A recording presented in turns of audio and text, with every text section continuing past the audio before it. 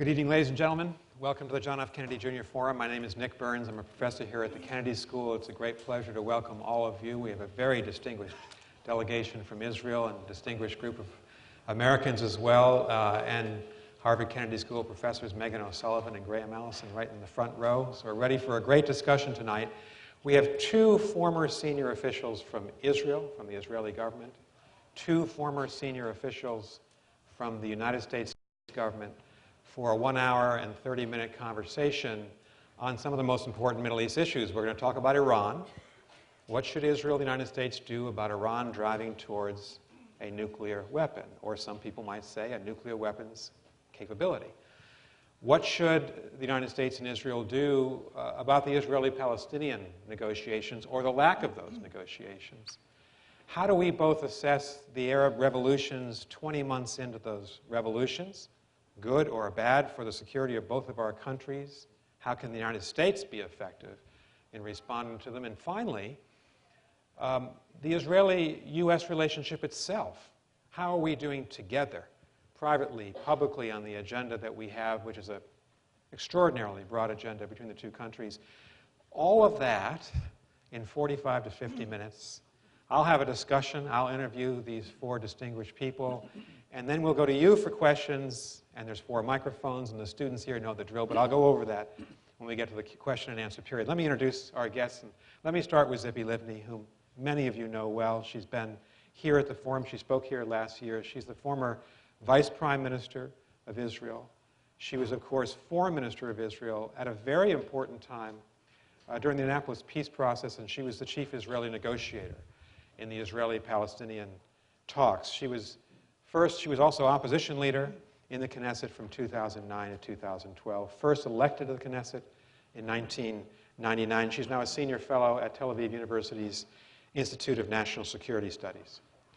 Major General Amos Yadlin, who is the director of the Institute for National Security at Tel Aviv University, had a very distinguished, extraordinary career in the IDF, the Israel Defense Forces, over 40 years. He served in many positions. He served in Washington as the IDF attaché to the United States government. He is a former fighter pilot with 250 combat missions.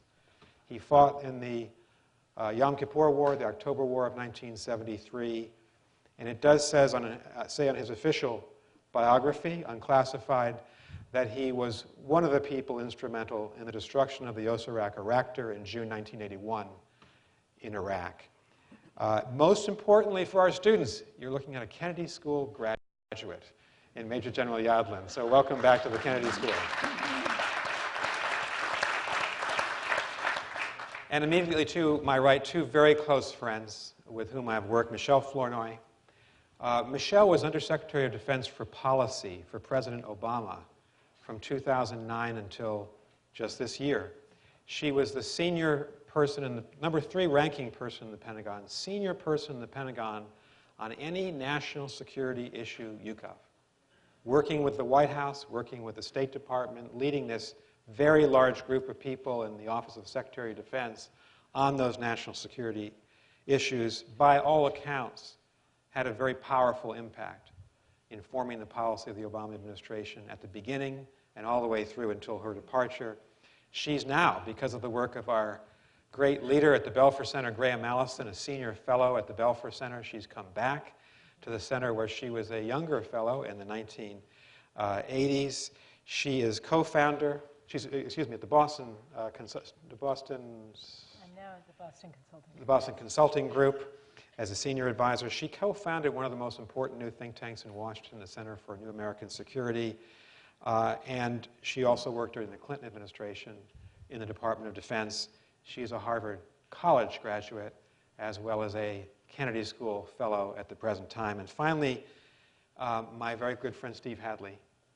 Everyone knows that Steve was National Security Advisor for President George W. Bush in his 2nd term, Deputy National Security Advisor for President Bush in President Bush's 1st term, Assistant Secretary of Defense in the administration of George H.W. Bush, and also served in the White House staff and the National Security Council for President Gerald Ford.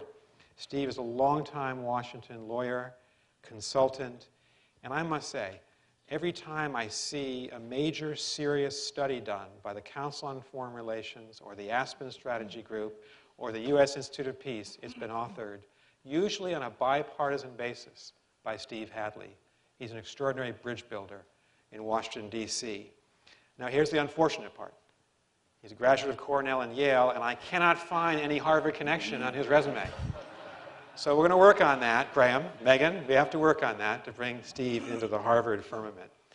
So let's get started, and let's talk about Iran. And Tzipi, let me begin with you. Prime Minister Netanyahu spoke at the UN General Assembly 2 weeks ago. He brought as some people in the New York Times referred to it, a Wile E. Coyote cartoon with him to the rostrum of the UN General Assembly. He made a very important statement about Israel's view of the Iran nuclear problem. Should we understand this, his statement, to mean that there's no or very little prospect of an Israeli attack on Iranian facilities for the rest of 2012 and into 2013? And welcome. I may be the last one in this room who can explain Netanyahu, but frankly, since the Iranian issue is a serious thing that we all need to deal with, I think that the public debate about if, when, how, where, Israel or the United States or all together we are going to attack Iran is counterproductive.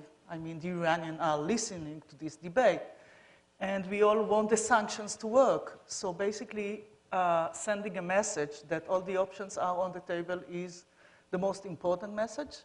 And I don't want to undermine this by making some explanations about this speech or another. So I'm going to ask General Yadlin a specific question about this in a minute, but let me, Tzipi, ask you a follow-up question to that. There has been, at least not public unity between Israel and the United States, I would say a public disagreement on this issue, of whether or not Israel should use military force without the consent or approval or support, whatever word you want to use, of the United States. What's your view on that question? Tzipi, I was going to ask you that follow-up question, then I'll ask General Yadlin another question, if you don't mind. He asked you. I asked you. Okay. Yeah. But I can answer it. Basically, I think that the discussion about what are the red lines, if there are any, what is the best way to deal with the Iranian, that should be dealt in the most intimate way between Israel and the United States. It should be also clear that the Iranian threat is not an Israeli problem. It's the problem of the entire world led by the United States, the free world led by the United States. And unfortunately, in the last few months, the appearance is that this is an Israeli problem, and we call the United States to help us to act against Iran. And this is not the situation, because, I mean, I heard about the Iranian threat in Arabic even more than I heard it in Hebrew, because Iran is a threat to Gulf states, to other places, other states in the region. And this should be better understood these days. And this is a trend that we should change. I mean, the idea of, okay, Israel needs to deal with this, and we need the help of the international community. Thank you. And Amos, let me just turn to you on this question. So there's a lot of talk about red lines. Some people say that there's an Israeli-led red line, which is different than the American red line. But the bigger question is, what should be Israeli and American strategy here? The last two American presidents, Steve and I worked for President Bush, said, well, we want to negotiate our differences if possible, but we're going to sanction if necessary, and that's been necessary. And we have certainly in our country reserved the right of the threat of force at some point. What's your view of this basic question? Do you think diplomacy and sanctions have a chance, or do you think military force is the preferable option? And if so, where's your red line? Yeah, I think if you take all the strategy to cope with nuclear Iran, engagement, sanctions, covert campaign, military intervention, regime change, you have to look at them as a mix that you handle simultaneously. They are not mutually exclusive. And at the end of the day, Israel and the United States has the same goal. The president have declared that he is not in the business of containing Iran, he is in the business of preventing. And Israel, of course, cannot live with a nuclear Iran. So you have to look at the strategic goal to prevent Iran from being nuclear and see where all these strategies are achieving the goal or not. So unfortunately, until now, engagement is not working. Sanctions haven't worked until 2012. We see the first impact of the sanctions. The Iranians are finally paying attention. However, they are not changing their policy.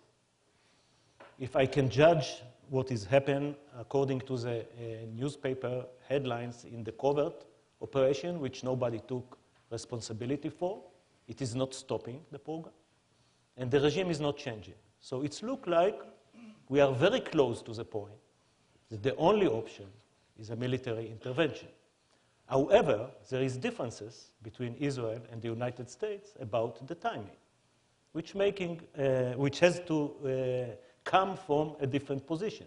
America is a superpower. It is not in the range of Iranian missiles. And Israel is a small country. So the differences about time, and I think personally is that you should give more time for diplomacy and engagement to work. But how much more is different seen from Israel and from the United States due to two things, and I will end up with this. A different capacity of their militaries, because at one moment Israel will not be able to do it, and the Americans have more time because they are much more formidable power. But more important than that, and that I come to the big of your question, is the red line. What is the trigger to launch a military attack? For the Israelis, according to the Prime Minister and Defense Minister, it's the Iranian capacity, nuclear capacity to break out for the bomb. For the American, it's the actual breakout for the bomb. And this can be a real difference in time, if you understand the Iranian strategies that I don't have time to explain here. But I can come to it later. And Amos, very quickly before I turn to Stephen Michèle, given what you've said, and you're a military person, is it advisable under any scenario, 2013, 14, or 15, for Israel to act without the agreement of the United States? Israel never acted on a vital national security issue after going to ask permission from anybody. Israel always decided on crucial national security issues by itself. However, it is very important that when Israel decides by itself, that there will be some understanding, some trust between the Prime Minister and the President about the legitimacy of the Israeli attack and about that this is really the right time that Israel will do it. But it's never asking at permission, never asking for green light. Okay, Just one sentence. It's not about the capability to do so without the permission of the United States. The real question is whether it's wise to do so without consulting or working with the United States. It's not just about the day of the attack. It's about the day after. It's about the relations. It's about having an understanding what is the nature of the threat that we are facing and what is the best way to deal with them together. Thank you very much. Steve and Michèle. Steve, you first. We have a debate in our country. Do you agree with the view that there is a general agreement among Republicans and Democrats in Washington on what should be done? I think there's been a high degree of integration between President Bush and President Obama on this issue. And we have a presidential campaign. And I think the two candidates say they disagree, but do they really disagree on the basics of what the United States should be doing vis-a-vis Iran? As so often is the case, I think there's a lot of agreement between administrations. It's interesting, President Bush used to say it is unacceptable for Iran to have a nuclear weapon.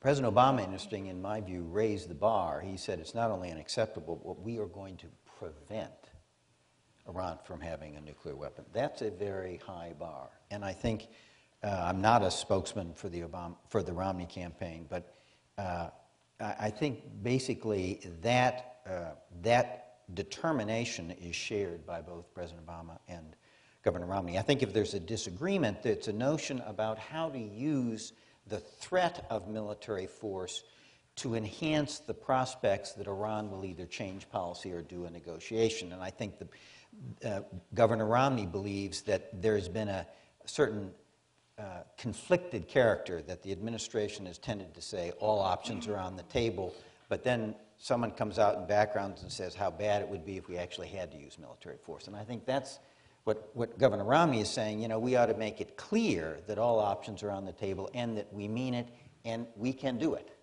And the hope is, of course, that will strengthen diplomacy and change Iranian views. But this is a tactical issue on the strategic issue. I don't think there's very much disagreement. I think there's support about sanctions and negotiations, all the rest. I think if we get to the point that we had actually a potential deal with Iran, I think you might see some disagreements about what that would look like. I'd like to say one thing about red lines. I think the red line that practically may arise is that sometime next year it is possible that through a series of events we will have run out of options in the sense that negotiations will have not worked, sanctions will have continued to bite but would not have changed Iranian policy, and Iran will keep moving forward. And, you know, there are a number of people who think in about 6 months they're going to be on the threshold of a nuclear, of being in a position really to get a nuclear weapon, a pretty easy course. And I think, in a way, that may be the red line for action. We get to the point where we've run out of other options, and Iran is continuing to move. And at some point, American president is going to have to say, look, are we really serious about preventing, or are we just going to throw it in and let them proceed? And I think that could be, we could be there in a year, which is why I think some discussion about what the real options are is very timely. Let's talk about one of those options, Michelle. It's the diplomatic option. It is a fact that we've not had a sustained strategic conversation with the Iranian government in 32 years, since the Jimmy Carter administration. Every administration has had a desultory round of talks, but none of them have had a sustained conversation. Is there room for diplomacy in 2013?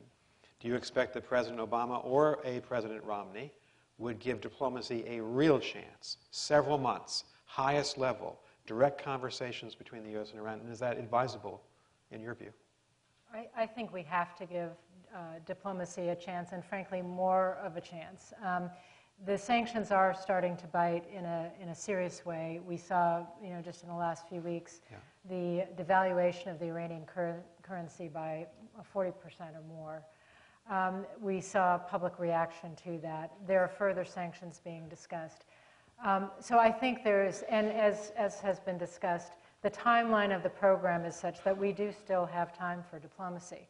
So I think in its own right, diplomacy needs to be given a chance. But I think we also know that for diplomacy to be effective, Iran has to believe that there's some consequence at the end of the line. And so I think the president being clear that all options are on the table, it's not just words. Having worked at the Defense Department, I can tell you the planning, the preparation, the posturing, this is a very real option for the President of the United States, and he has seen to that. But I think as we consider this question of timing and how much farther to push diplomacy, we have to look at this and step back and look at the big picture. At the end of the day, we're going to have, and even if you have a very effective military strike, it is a delay tactic. It sets back the program. And the day after that strike, you still have to have a cohesive international coalition that is still dedicated to preventing Iran's acquisition of nuclear capability. So how that happens matters. And I think the course of action that says give diplomacy every possible chance is very important, because if diplomacy is seen to fail, and by a wide, that coalition, it's seen to fail, that will give whatever necessary action happens after that much greater legitimacy, and the international community much greater cohesion in continuing to prevent the program even after military action. So I think it's very important to give diplomacy more time. Thank you. And just a quick follow-up to Steve and Michelle. People forget that President Bush wanted to negotiate with the Iranians in 2006 and 2007, And President Obama has certainly tried. The Iranians have not been willing to come, in my judgment, seriously, to the table in a serious way. How do we get around the problem of Supreme Leader Ali Khamenei? Reclusive figure, fearful and distrustful of the United States, seems to be the hardliner of all the hardliners in Tehran, even with the best of will, and I agree with you on diplomacy, by the way. Can we get Iran to the table in a serious way? I think that right now Iran sees its pursuit of a nuclear weapon as essential to its regime's survival. We have to get them to a point where they have to choose between pursuit of a nuclear weapon or hanging on as a regime. They have to believe that they have to make a choice, that it's worthwhile to park the car on the side of the road and stop going down the road at 60 miles an hour towards a nuclear weapon.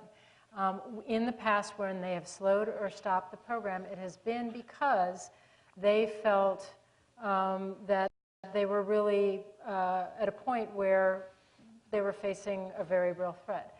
I think that's the truth of Iranian behavior in the past. That's the pattern. So they have to believe that there will be consequences if they pursue this too far. Thank you, Steve. On the diplomacy, we, of course, did have an agreement with Iran in 2003, 2004, negotiated by the Europeans, called the Paris Accord, in which Iran agreed to suspend enrichment and was willing to negotiate giving it up. And they did that because we had moved to Iraq and gotten rid of Saddam Hussein very quickly over a nuclear issue, and the Iranians clearly thought from the intelligence that they were going to be next. They don't have that fear now. I'm not sure we can recreate that fear. Second, I think there's a deal there, but I'm not sure the Iranians can get there.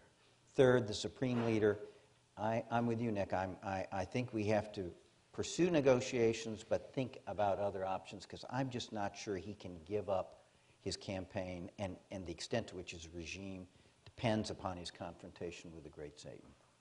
It just may not be there. We could have had an entire session on Iran. I'm sure that some of the students want to come back to this. Let's switch gears, but before we do, I was remiss in not recognizing in the front row the two Shais.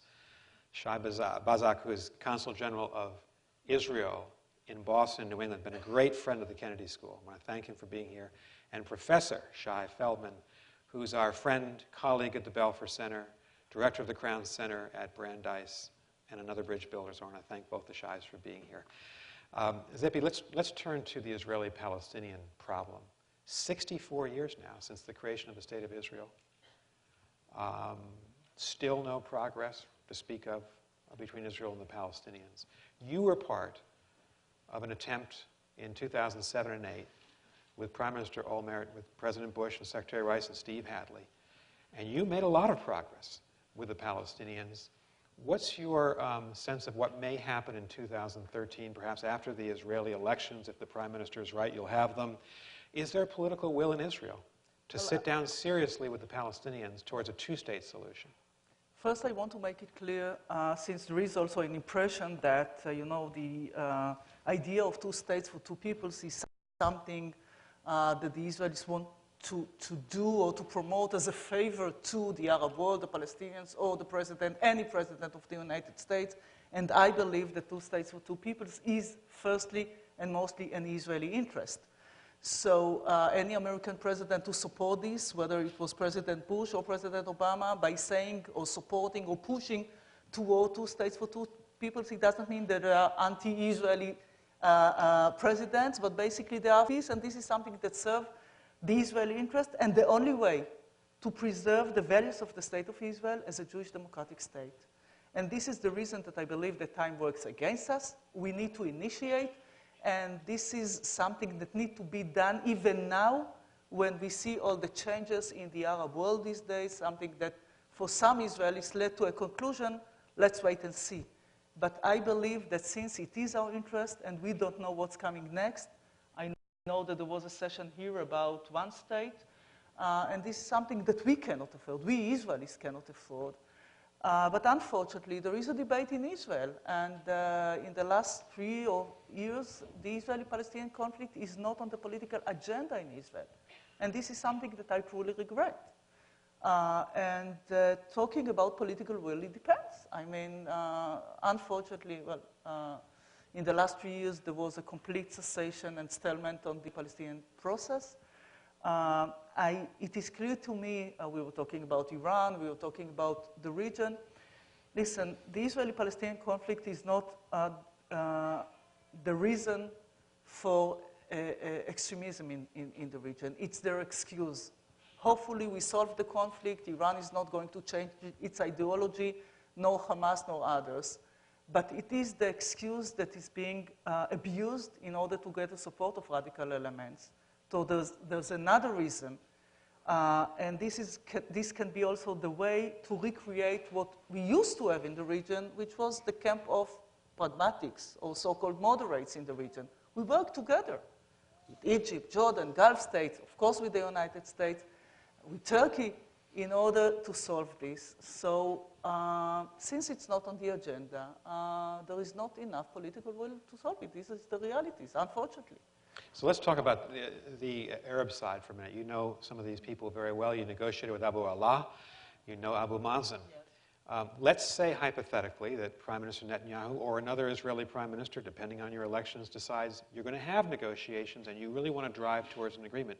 Do you believe that the Palestinians are ready to make the fundamental compromises, and what do you do about Hamas? We need to explore this. I mean, we didn't reach, even in the negotiations, to a point in which I can say to you, they don't want to, or they are eager to end the conflict. You know, it's like two magnets. At the beginning, it goes like this, and then in the end, it's very difficult, sometimes impossible. When it comes to magnets, it's impossible to bridge the gaps. But we didn't reach this point in the negotiation in order to understand it.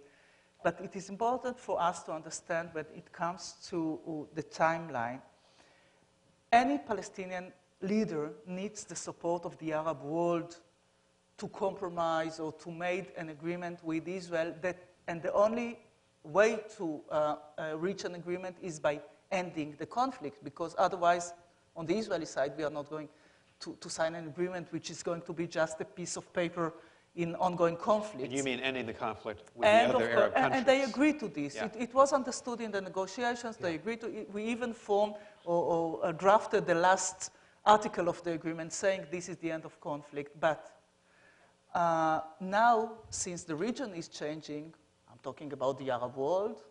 I mean, who is the Arab world these days when we have these changes and different leaders that are taking power? I knew where Mubarak was. I don't know where Morsi is on ending the conflict between Israel and the Palestinians. I mean, the ideology of Muslim Brotherhood is not about ending the conflict. So we need now to recheck not only where the Palestinians stand, but where the Arabs are, and try to, in a way, to have their support or the most important states in our region in supporting the Palestinians, because otherwise it's going to be very difficult, maybe impossible to do it. Thank you. Amos, you wanted to come in quickly on this? Yeah. Unfortunately, I think, and this was also my position when I was Chief of Intelligence in 2007, 2008, that the Palestinians cannot reach a peace agreement with Israel, unfortunately. If we all think about what kind of parameters we'll see in the peace agreement, it will be the Clinton parameters. Israel should give a two-state solution and go back to the 67 border with swaps around the blocks. And the Palestinians, Israel should give the Palestinians some kind of presence in Jerusalem. This is the Israeli obligations. The Palestinians has to give Israel security, end of conflict, end of claims, and right of return to the Palestinians, only to the Palestinian state. Unfortunately, for the last two, they will never agree, never. Abu Mazen in 2009, I warned Olmert and the foreign minister when they went to Annapolis that there is no chance for peace. This was my professional assessment at that time. Now, after the Arab Spring, it is much more difficult.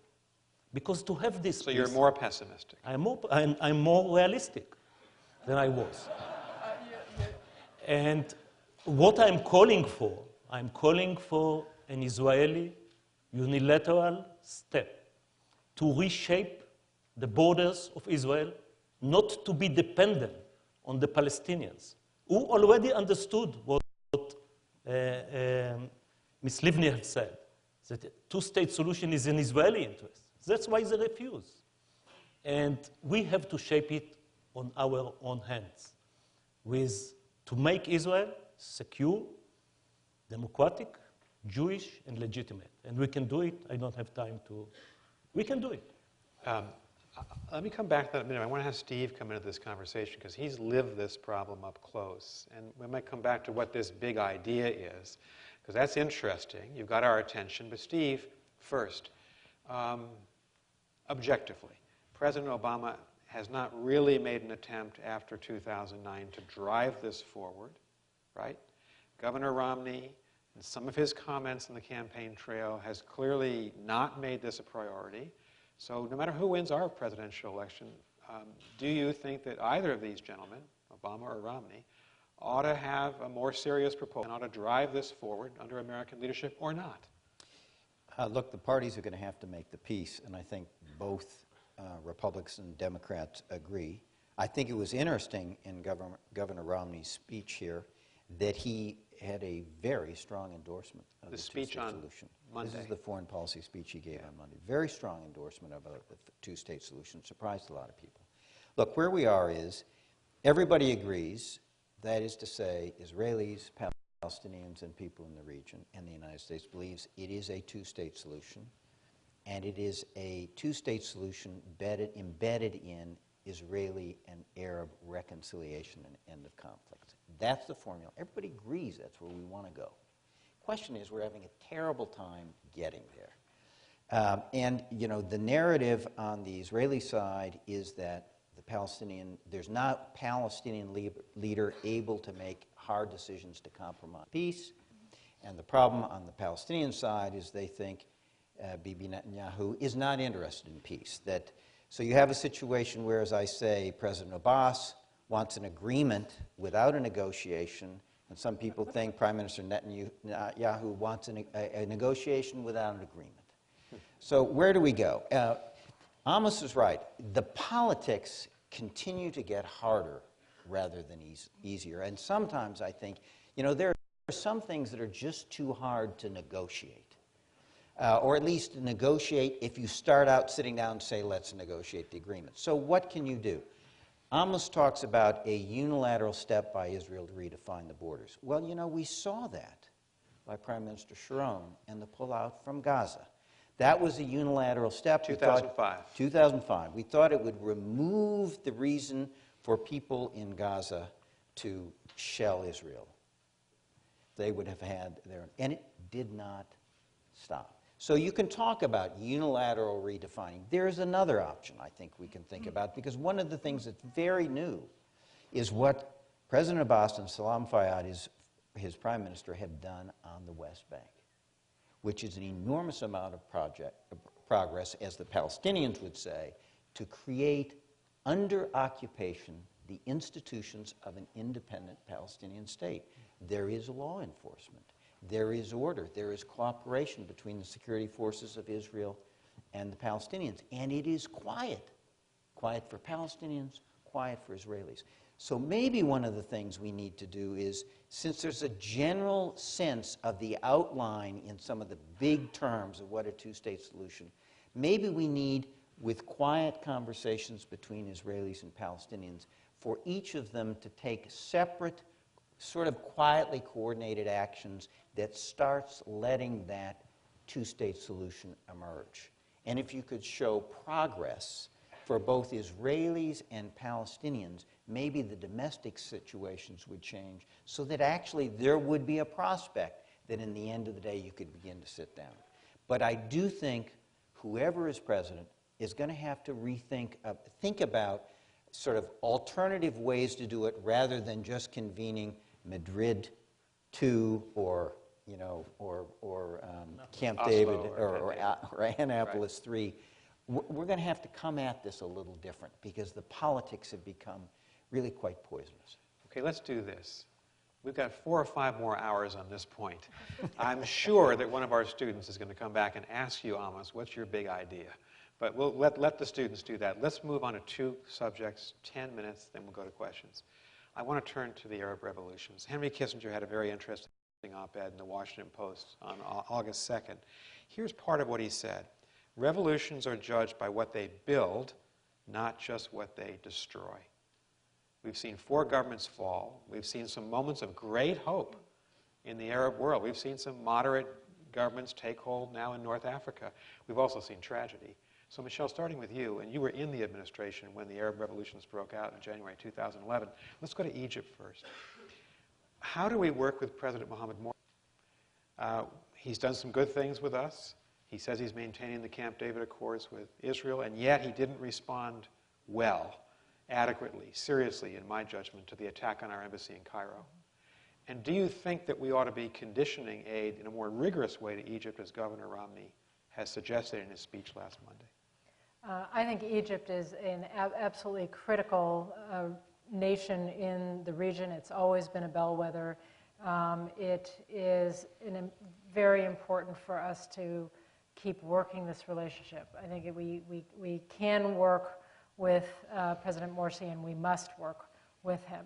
It is true that the initial response to the attack on the embassy was inadequate and disappointing. I think President Morsi heard about that from President Obama, and the response to that discussion was a much more appropriate Egyptian response to take on their responsibility for safeguarding the foreign diplomats on their soil. And I think since then there have been further cooperative moves that have been very positive. So I think, as the Muslim Brotherhood transitions from an opposition movement into a government, they're learning a lot of hard lessons about governing. But I think Morsi understands that the international aid that will be essential to Egypt's economic recovery and their eventual reform and continued development, that is by nature essentially conditioned on Egypt's willingness to abide by all of its international agreements, most importantly, the Camp David Accords. I think it's understood that given how our aid process works, if we are going to have the U.S. Congress support Egypt, Egypt has to be abiding by the peace accords. It has to be on the road of democratic reform and respect for minority rights and so forth. So I think those things are understood. I think that we will continue to have a very candid dialogue with this leadership and try to keep moving forward. Is there any significant difference then between what President Obama is doing and what Governor Romney is advocating on this question of conditionality of American assistance? I think in essence not, but I think how you talk about conditionality, how you approach conditionality can either inspire, sort of a very knee-jerk response of resistance and insult, or can inspire a response of course, that's the responsible thing to do, and I understand that implicitly. Right. So I think how we approach this matters. But I think, in essence, there's essentially, conditionality already exists in both international aid and U.S. aid, just by, it's a given. Steve? I would say 2 things. I'm not sure it's a difference, but I think I thought it was interesting in Governor Romney's speech Monday night. He tried to, sometimes we look at the Arab awakening country by country, and he, I think, tried to sort of say, look at the trends going in the region, and that there is a struggle in the region between those that are trying to build a society that is inclusive and respects minority rights and provides a better life for the people, and those, particularly Salafists and some others, that have a different agenda, that would like to hijack these revolutions and make them into more theocratic states. We saw that. Iran, 1979, also a revolution in the name of freedom and democracy, hijacked, and it's been our principal foreign and national security problem for 45 years. And I think we need to look at it in those terms. I think it means that we need to be very much engaged, and we need to recognize Dr. Kissinger notwithstanding, this is going to take a long time to start judging these revolutions by what they've built when it's only a year old. I mean, this is huge stuff. There is not a tradition of tolerance in the Arab world. This is, or openness or inclusiveness, you know, whether it's, you know, political Islam or Arab nationalism. So this is a very hard task they've taken on, and they deserve our support and help and our patience. Thank you. Amos and Tzipi, you live next door to Syria. At least 25,000 Syrians have been killed in the civil war over the last year. Seemingly no end in sight. The government is just strong enough to survive. The rebel alliance not quite strong enough to win a victory. You see the United States not supplying weapons. You see Turkey, Qatar, and Saudi Arabia not really moving forward because they don't have the support of the United States and other countries. Security Council blocked by the cynicism of Russia and China. You live next door. What do you think the rest of the world should be doing here? Same old status quo? Let the Syrians fight, or should there be more of an active intervention politically or militarily? Yeah, I think unlike Mubarak, the military of Bashar is loyal to him and willing to kill the Syrian civilians, unfortunately. Unlike Gaddafi, Bashar is well protected from the outside because the Russians and the Chinese are not allowing any UN Security Council resolution to pass. So the question is, what should you do? Because what is happening in Syria is to my view, cannot be accepted by the Western and civilized world. There is a duty to protect. And 25 or maybe 30,000 people were killed. Okay, so something should be done. We tend to think digitally between doing nothing or invade a country. This is a big mistake. A lot can be done. A lot can be. And I'm not talking about giving those who fight the Assad regime weapons, because you hesitate whether it will go to terrorists. But still, we have the zone of no-flying zone possibility. You have humanitarian. Who would administer a no-fly zone? Excuse me for interrupting. Who would impose a no-flight zone? NATO? Turkey, NATO, the United States of America. And you'd advocate that? Sure, sure. It is more making sense than giving an air defense missiles to opposition groups that maybe will use them later on against you, as it's happened in Afghanistan. So you better establish a no-fly zone the way you did it in Libya. It's much more secure. It's much more making sense. The fact that Assad knows that nobody gonna do anything, keep him killing his people. He have to see that gradual policy decisions is made against him that maybe will convince him to move to Tehran or to Moscow earlier and stop the killing. Tzipi. Yes, I would like to continue from this because, I mean, we are talking about a region. I mean, we live there, and it's a tough neighborhood. And things are changing not only in Syria, but we were talking about Egypt, other places. Nobody knows what's coming next. What is the situation in Jordan? And basically, since it's a kind of a new Middle East, but not in the way Shimon Peres described it when we had negotiations with the Palestinians, or the Oslo Agreement, we cannot afford an impotent world. Excuse me for using this word. And this is now the impression when it comes to Syria. Because in this neighborhood, leaders and people need to understand that you need to make your own choices. You need to choose a side. Morsi needs to choose. I mean, it was quite symbolic because the same week he got an invitation to Iran, to this conference there, and the next day he had an invitation to meet Obama in New York or so. He needs to know that if he looks at the interest of his own people, and he needs the support of the international community, he needs the US Congress, he needs to choose a side. And when it comes to Syria, when Israelis are looking at Syria, and when they see that the world is doing nothing, so they say to me, listen, we cannot be naive. We cannot trust the world anymore. We need to trust ourselves. So if Israel is being isolated, so what? The world is not worthy to trust, is not trustworthy. So the role of the United States of America is very important. And I'm not here, to give some, ideas what to do. But this is also a world and a neighborhood of images and perception. And you were talking before about different, it's not even different American president or different policies. And in the end, it can be the same policy, the same words even, but the way it is being perceived in the region is also very important.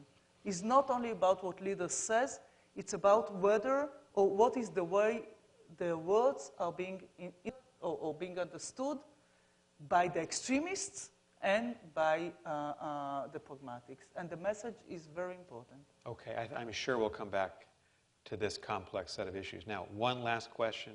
I'll ask you all very briefly. Is there reason to be concerned about the U.S.-Israeli relationship? Major public disagreement in the spring of 2009 on the issue of settlements.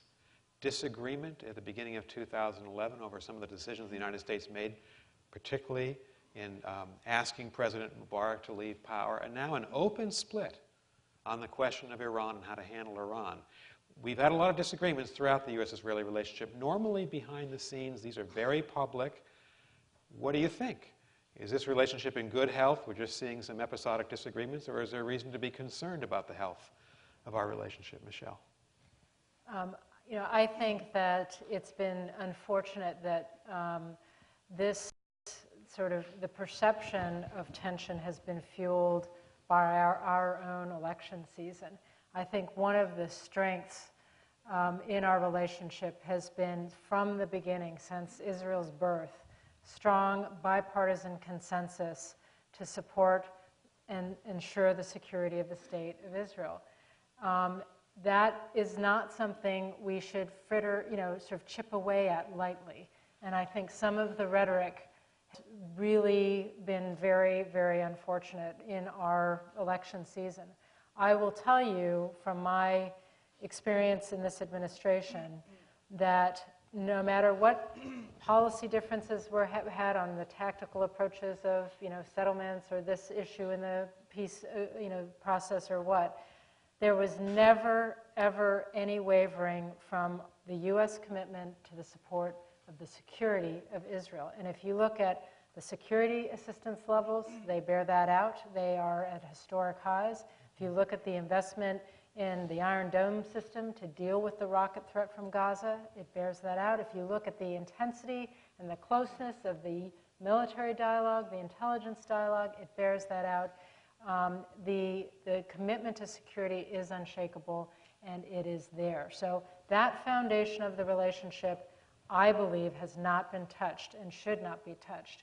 What we're seeing is, I think, an amplification of some policy differences on how best to secure what we see as common interests and in peace, in preventing Iran's acquisition of nuclear weapons and so forth. So I think we have to be very careful on this because there's a lot at stake to ensure we maintain that bipartisan consensus. Thank you. Steve?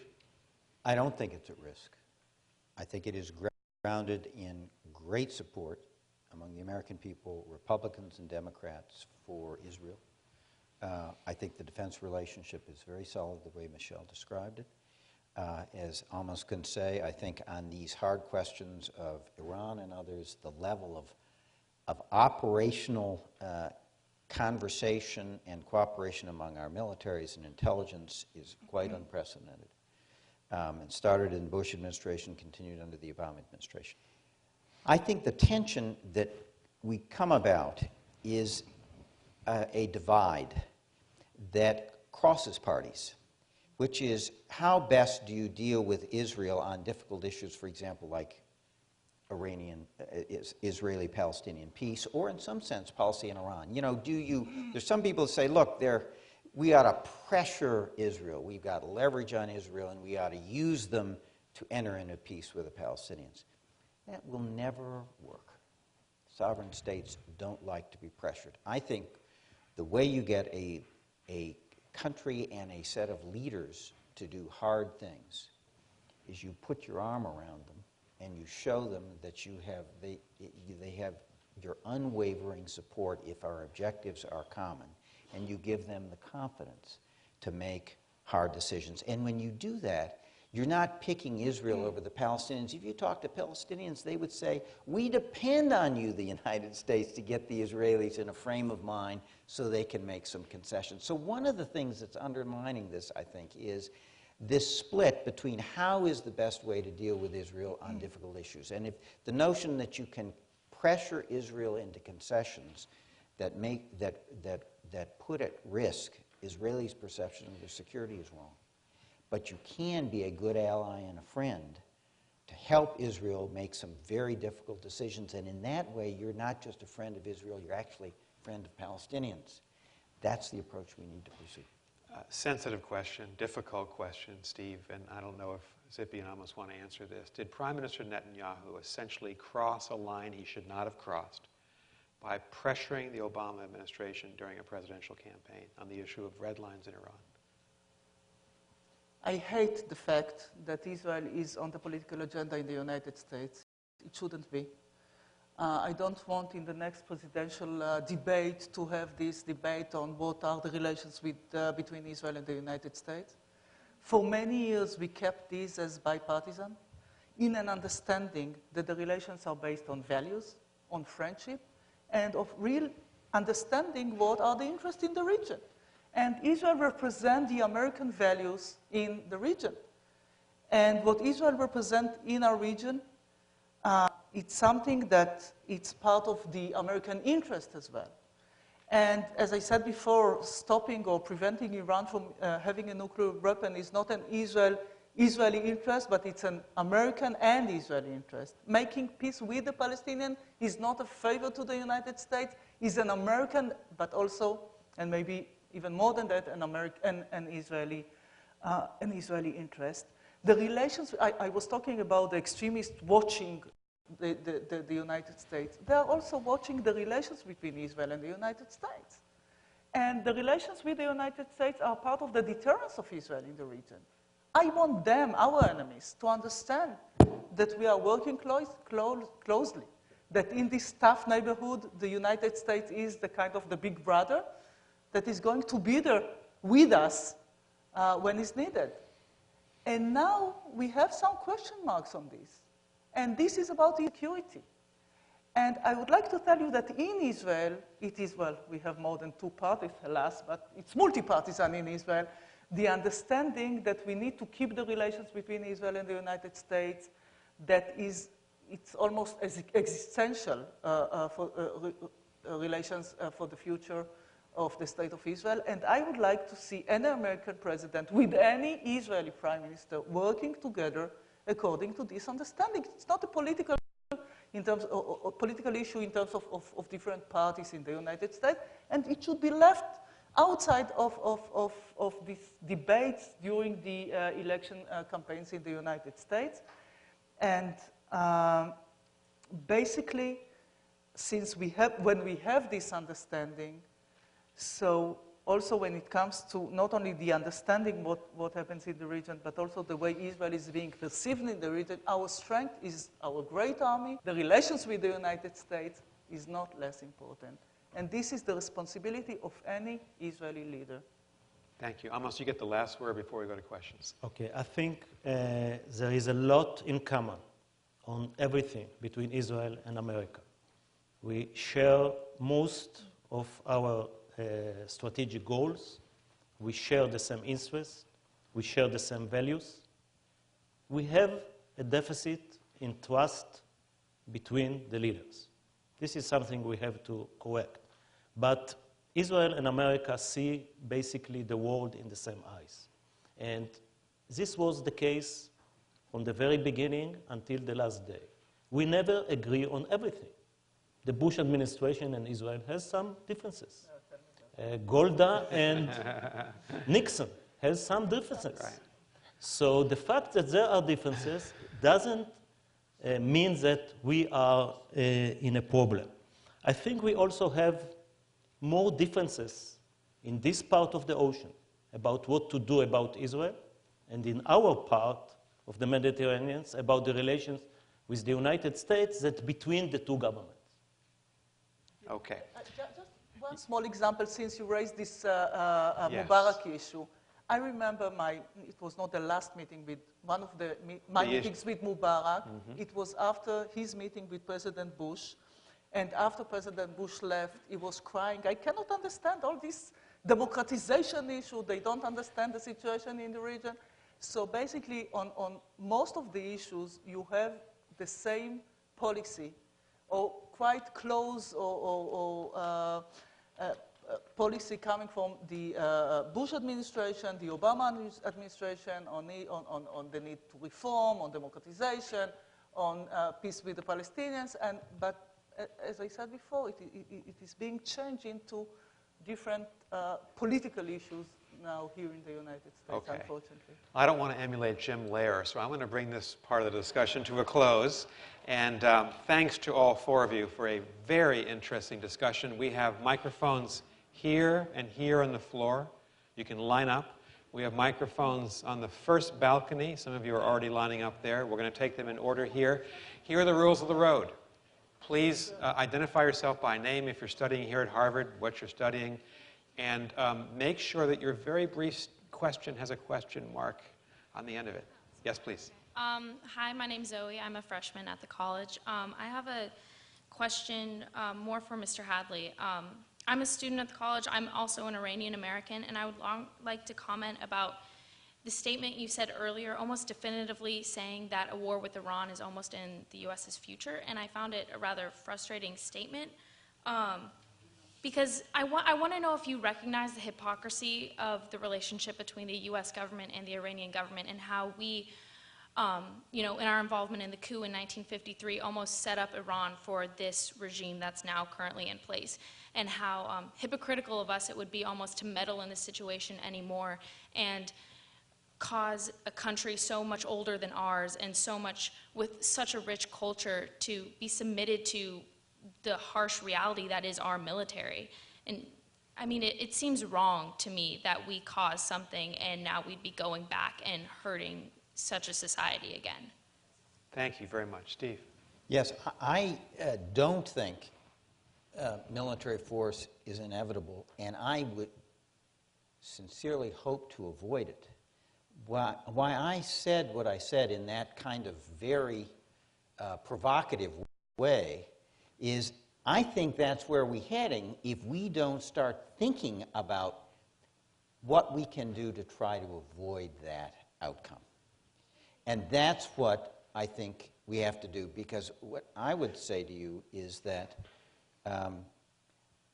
I think one of the great tragedies is that the result of these policies, I would say, by the regime in Tehran, is resulted in an isolation of Iran, separation of the Iranian people from the international community, so that they are not able to make the contribution they could. And that is why we have so argued that Iran needs to change its policy. The international community said over and over again, we will give Iran a peaceful nuclear program. It's not about a peaceful nuclear program. It's about only one thing, really, which is wanting a nuclear weapon in the hands of a regime that says that they will use it against places like Israel and the Iraq. That's the problem. We're not intervening inside of Iran. The problem is Iran is getting a wherewithal to intervene big time in the region. And it's not the fault of the Iranian people. It is the policy of this regime, and that's what we're trying to deal with. Thank you very much for the question. Yes, sir. Hi, good evening. My name is Dani Bahar. I'm a PhD student here in HKS, Israeli. Elections are going to be in Israel in 3 months from now, and I was wondering, this question is for Tzipi, whether you've decided on to come back to politics, if you are thinking of running. I know you haven't said anything, but maybe you want to use this stage to say something. There are a lot of Israelis. There are many Israelis that are expecting a positive answer to that, so I'm wondering if you thought about that, if you thought of joining another party or creating a new party. Well, I will do something that I think that I never did in my political life. No comment. I mean, I'm hearing That's straight. it? That's it. That's your answer. I'm sorry. Good try. Yes, please. Hi, my name is Hadid, and I'm a PhD student at the graduate school. I wanted to ask Mr. Yadlin to elaborate on what he was speaking about earlier in terms of how he sees Israel proceeding in the West Bank and in terms of establishing its borders. Yeah. A unilateral approach have a negative connotation since we have exercised it twice, in 2000 from Lebanon and in 2005 from Gaza. However, when we look historically backward, I belong to those who are not regretting both steps. And the only way is try to, what we used to do in the Air Force after every flight, debrief your mistakes and try to correct them in the next flight. So let's debrief the mistakes of the Gaza disengagement. 2005, Prime Minister Sharon's decision. Exactly. Yeah. The first one, we left the Philadelphia corridor open to arms smuggling. So Gaza is now full of Iranian rockets and a lot of weapons. So let's correct it. In the West Bank, we will not leave the Jordan Valley, and we keep it as a safety corridor to not let weapons coming in until we come to the final agreement if the Palestinians finally decide to negotiate and reach an agreement.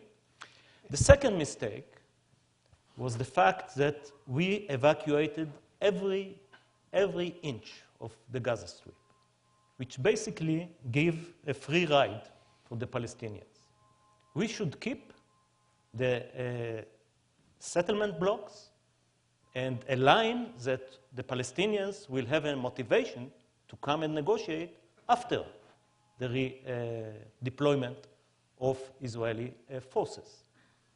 So the last one is it was unilateral but not coordinated.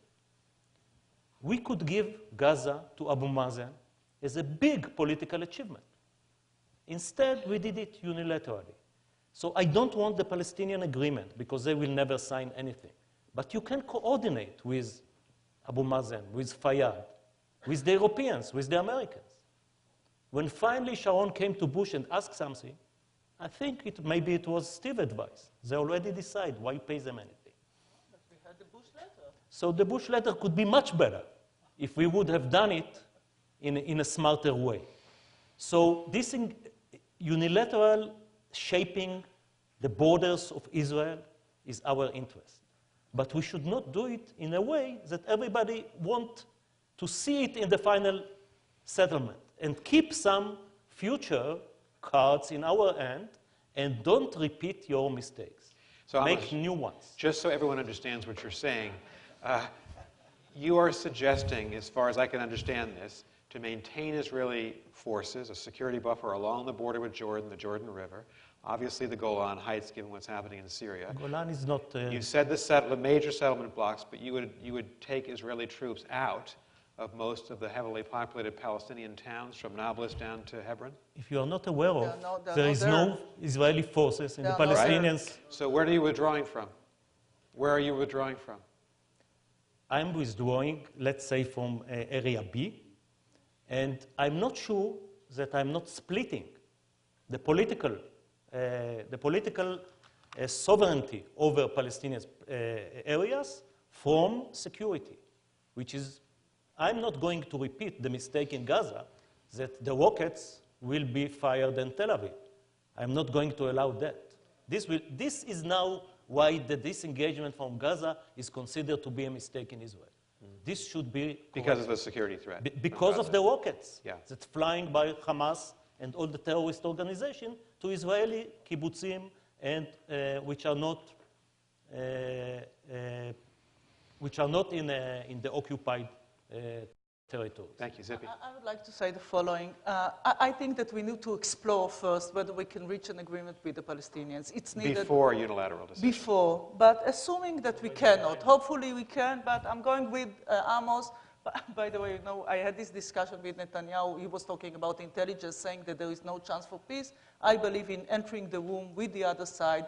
I don't need to hear some assessments when I can hear the other side and understand myself where they are. But basically, as that we cannot. Doing something unilaterally, I think that what is needed is also the support and the legitimacy coming from the international community. And for now, when we are taking some unilateral steps, we cannot get the support of the international community because the international community still believes in the idea of negotiating. So let's start with this, and then without the consent and an agreement with the Palestinians, let's have agreement with the United States, with the international community, because we don't need only borders, defensible borders, but also legitimate borders. This is one thing. The other, and this relates to the disengagement from Gaza. And I think even now that it was the right decision, but we need also to understand that there's a difference between the concept of security and between settlements activities. Because we have these rockets, and when I ask also Israelis, right-wing Israelis, when they are talking about rockets, it was a mistake, I ask them, would you like to replant the settlements in Gaza Strip? Because this is something which is connected to a different issue. And when it comes to security, we can take some unilateral steps when it comes to settlements, but we can keep our forces for a certain period of time until we can reach an agreement, get the support of the international community, or get the understanding that our security is being preserved even when we leave. So this can be the next steps. And Stephen, Michèle, very briefly. Steve, you wanted to say something. This must have been a great question because you're having a 20-minute answer up here. Just two things. Prime Minister Olmert. Concept for the no comment. Yes. Yeah. Prime Minister Olmert came to President Bush and said, I wanted to move unilaterally on the West Bank. And President Bush said, try to negotiate first. And if it fails, then you can go unilaterally. Which is an interesting formulation. That's what Tzipi's talking about. Second, Amos said something very important if you go down the unilateral. I spent a lot of time with Prime Minister Sharon, who I had great admiration for. But he was so mad at the Palestinians, it was sort of the Gaza disengagement was a sort of stick in the eye. And President Bush said, look, you got to convince him to do it in a coordinated way with the Palestinians so it can be a Palestinian success. So I went over there, spent lots of time with the Prime Minister Sharon, got some modest level of coordination, not much. And it was viewed that way by the Palestinians, not something to enable and empower them so it could be their success, but something that was imposed upon them and diminished their standing among their own people rather than strengthening it. That was a mistake, and we cannot make that mistake again. Very short. 20 seconds. You cede your 20 seconds to Amos. Okay. When we presented this idea, we were attacked by the right, saying you once again giving up for terror. We once again running responding to terror, as it were. Not rewarding. responding, giving up Yep. for terror. And my point is that there is no terror now. So this is an excellent timing for such a move. Okay, thank you. Yes, sir. Good evening. My name is Brian Haggerty. I'm a PhD student at MIT Security Studies program. My question is about Iran, going back to our very earliest discussion about Iran and how quickly we jettisoned the possibility of a containment of a nuclear Iran to proceed with the discussion of preventing a nuclear-capable Iran. My question is for the greatest skeptic of a policy of containing a nuclear Iran, whoever that may be on the panel. What is your best argument against containment, and on what evidence do you base that criticism of containment on? Michèle. So I think many of the precursors, I'm not sure if I'm the greatest skeptic on this panel, so, but many of the conditions that made our containment policy effective vis-a-vis the Soviet Union, I think, are absent in this case. In particular, I think that Iran's acquisition of a nuclear weapon would not only pose threats to countries like Israel, potentially others, that would need to be deterred. But in addition, I believe that acquisition would embolden Iran's support for terrorism, its use of proxies for destabilizing activities across the region and beyond, and I think it would also cause or inspire a broader round of proliferation in the Arab world. I mean, whether it's Saudi Arabia, Egypt, Turkey, I mean, there are a number of states that would at least go through the process of thinking through whether they too now needed to acquire nuclear weapons. I think if that is the scenario, I don't know what containment means in any way that really safeguards our interests. Yes, you might have areas of deterrence that would work, but in terms of containing the negative effects that go far beyond just the nuclear balance of an Iranian nuclear weapon, I think it's difficult to envision exactly how that would work. Okay, thank you. Amos, you want to add? I agree with every word. I want to add two more arguments. During the Cold War, the MAD, mutual assured destruction, was the idea behind restraining the nuclear powers from using them. This is not going to work with Iran. If you have learned the Cuban Missile Crisis, there were a mechanism to decrease escalation, to avoid a miscalculation decision to use nuclear weapons. There was an ambassador in Washington, D.C., a Soviet ambassador. I think his name was Dobrynin. Yes, it was. And the president's brother, Bobby, went to see him to de-escalate the process.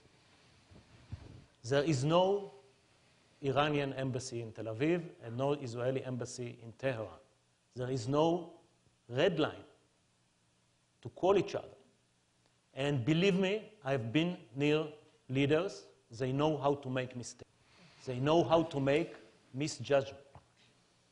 And the idea that Iran will launch a nuclear weapons towards Israel the next morning after they will have the nuclear bomb is not high probability. However, Iran using nuclear weapon against Israel due to escalation of a conflict that starts from Hezbollah, from Hamas, from threats from both sides. You know, we have come to the 6-day war. Nobody wanted the war. Neither Nasser nor Israel, the UN Security Council, the U.S. Security, the General Secretary took the forces, another mistake, and suddenly Egypt and Israel were in a war that nobody wanted the war. We don't want a nuclear war. And another thing is the unattributable use of nuclear weapons. The MAD has to do with the U.S. know that the Russians have launched a nuclear bomb towards the United States of America. They have 30 minutes to think about it and to react. The Iranians are supporting their proxies, which are terror organizations, and then suddenly, like a UAV that flew over Israel last Saturday, nobody took responsibility. It can be a nuclear device in a container that nobody will take responsibility. So MAD is not working. So this is very dangerous. Amos, the world's greatest authority on the Cuban Missile Crisis is Graham Allison, and he wrote the landmark book, Essence of Decision, in 1971. Graham just hosted a conference here at the Kennedy School with historians from all over the country and the world, actually, lessons from the Cuban Missile Crisis. Here are two, just to spark this conversation for the next couple of days. One, Kennedy did decide to negotiate with the Soviets in the trade of Jupiter missiles in Turkey for the Soviet missiles in Cuba.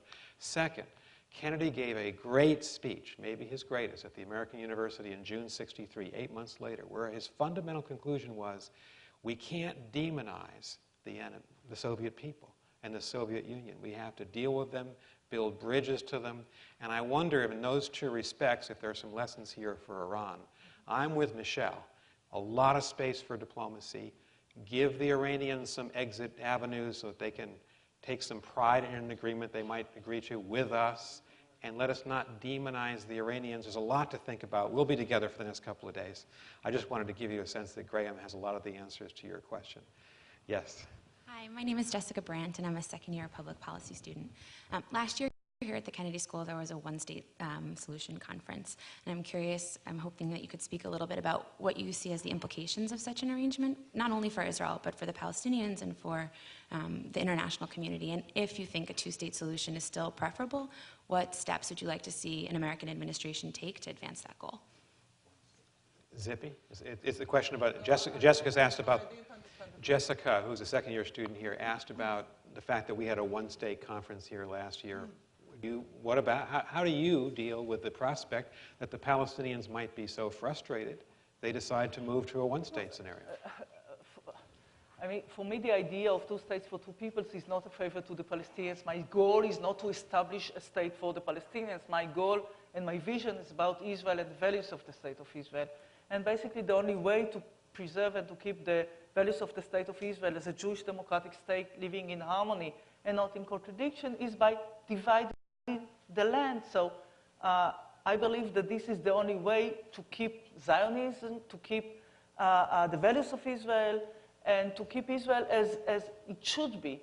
And the idea of one state between Jordan River and Mediterranean Sea is the other option, because there is no in-between. I mean, for many years, we live, since 67, we live in a kind of a limbo, in a kind of a twilight zone, a kind of situation without real decision. But in the end, if we don't make the decision now, this way or the other, somebody will make the decision for us. And this is going to be the worst case scenario for Israel. So the idea of one state, for me, is the end of Zionism, the end of the state of Israel as a Jewish democratic state, and this is the worst case scenario. And this is the reason I believe that we need to act now, we need to make our own decision, and to cut the deal if we can with the Palestinians, or take some other state in order to separate ourselves from the Palestinians. It is less about getting married with the Palestinians, but it is more about divorcing in an amicable terms. Thank you very much. We have time for just two brief questions and answers because we have to wrap up in 5 minutes. That means these two gentlemen in the balcony were going in order. I apologize to all of you who've been lined up here on the floor. We just don't have time, but thank you for wanting to ask a question. Yes, sir.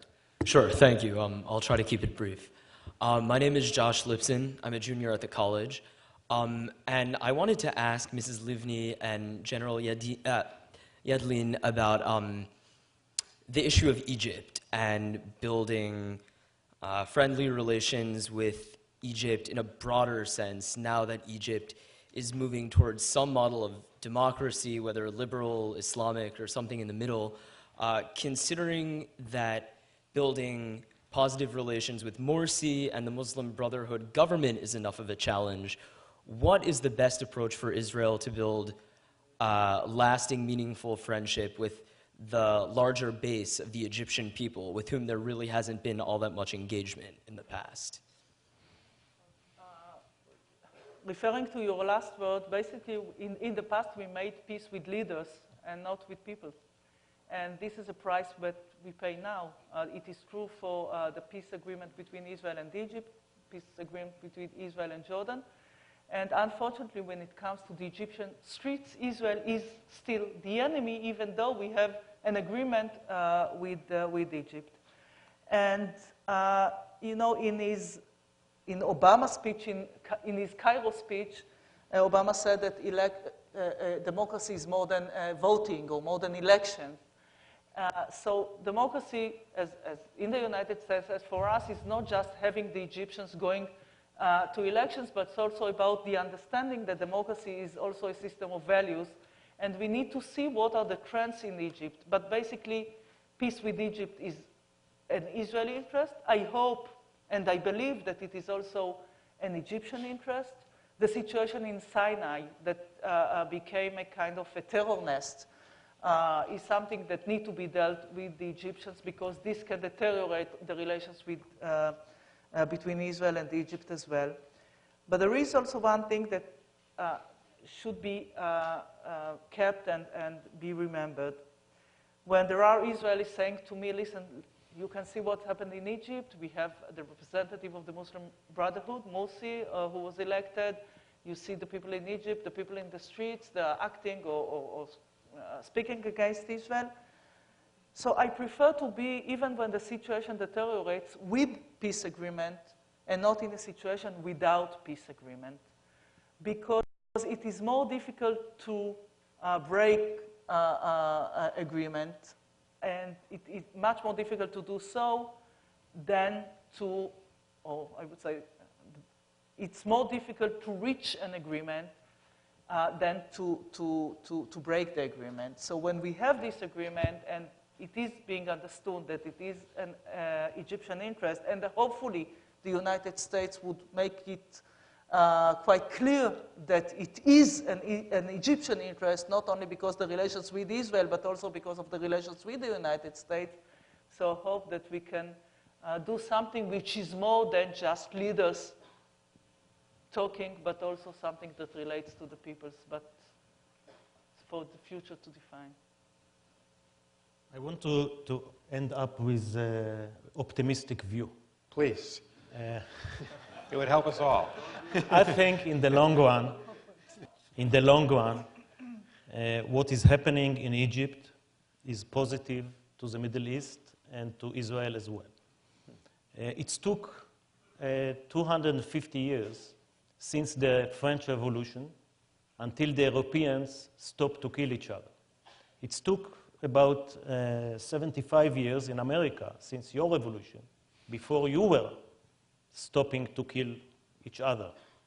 So I give the Egyptians and the Arab world, I don't want 250 years, not even 75 years, but I give them a generation at least to make their revolution become, and I believe they can. I believe they can. I was very optimistic when the people in Tahrir Square were calling for freedom, democracy, rule of law, women's rights. This is exactly our values.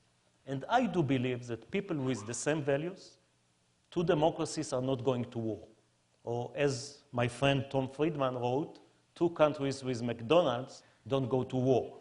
So in the long run, I think the Arab street that now, even Mubarak used to say, I want to go further with the peace with you, which is so called, but I'm afraid of the public opinion, of the street.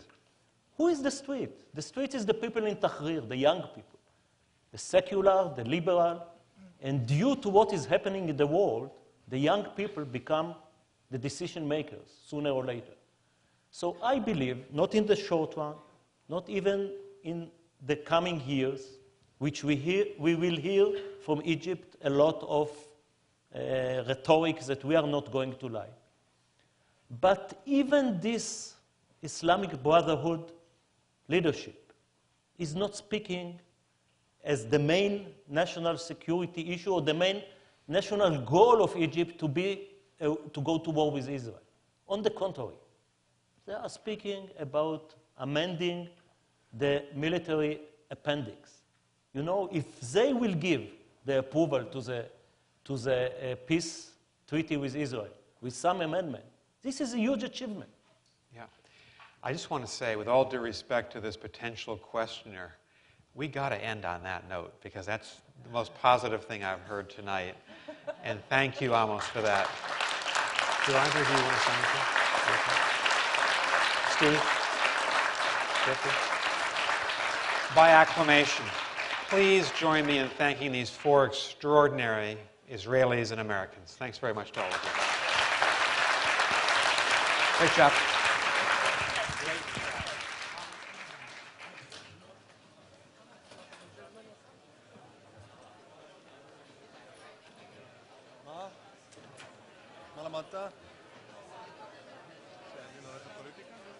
ידלין הולך לפוליטיקה? להגיד לה שלום. נראה.